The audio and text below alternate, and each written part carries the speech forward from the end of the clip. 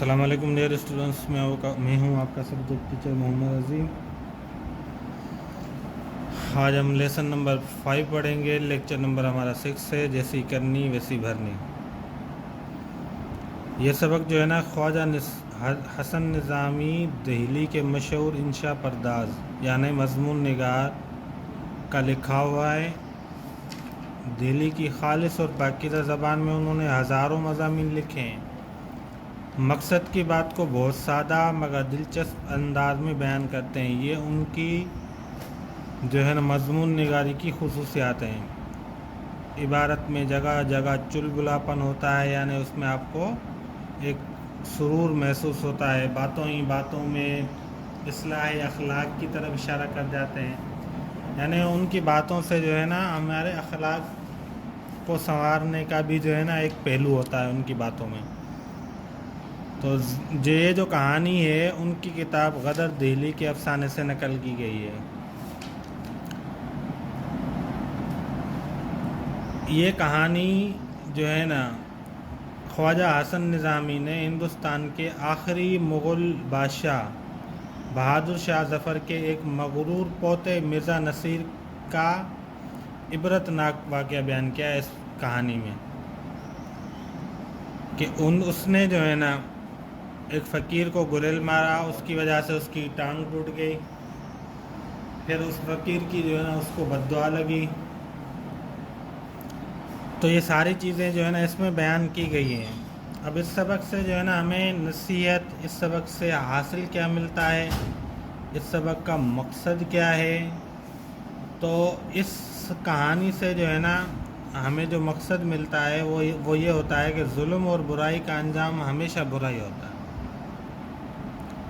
कि अगर हम किसी के साथ जुल्म करेंगे, किसी के साथ बुराई करेंगे तो उसका अंजाम हमारे लिए अच्छा नहीं होगा, हमारे लिए उसका अंजाम हमेशा बुरा ही होगा। और इसी तरह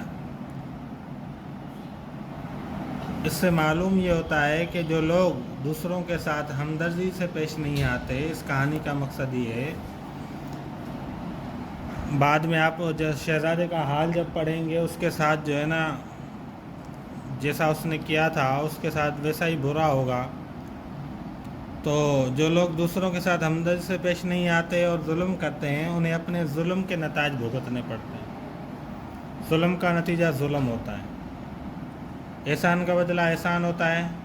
जैसे जो मिर्ज़ा नसीर को भुगतना पड़ा कि उसने एक फ़कीर के साथ ऐसा किया। फिर जब 1857 में जो है ना लाल किले के अंदर जो है ना जंग हुई, तो उस वक़्त जो है ना उनके ऊपर हमला हुआ।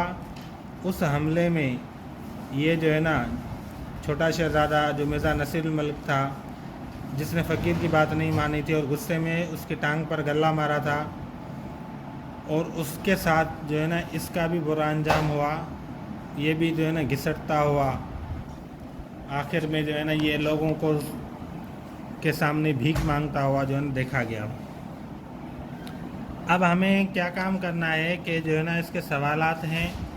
शहज़ादा मिर्ज़ा नसीर ने फ़कीर से क्या बर्ताव किया था और क्यों किया था, शहज़ादे का क्या असर हुआ, और ये सवाल जवाब हैं कि ये किस्सा जो है ना किस ज़माने का है, झील में जो है ना कौन सी सिफत मुनासिब होगी, अफसोसनाक, दिलचस्प। इस किस्से के लिए आप कौन सी जो है ना कौन सी सिफत आप इसके साथ मंसूब कर सकते हैं।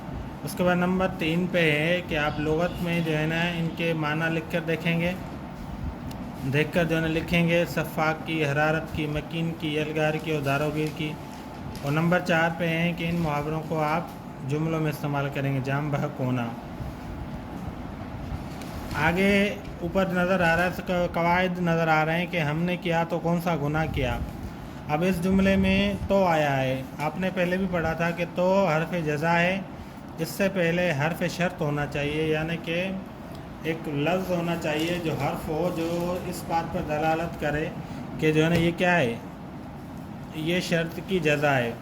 जैसा कि आपको मालूम है, इसमें अगर हर्फ शर्त पोशीदा है तो के इस्तेमाल से ये बात हमें समझ में आती है। ये जो लफ्ज़ तो आए तो इससे हमें समझ में आता है कि ये किसी लफ्ज़ की यानी किसी हर्फ की जो है ना जज़ा है, किसी मामले की जज़ा है।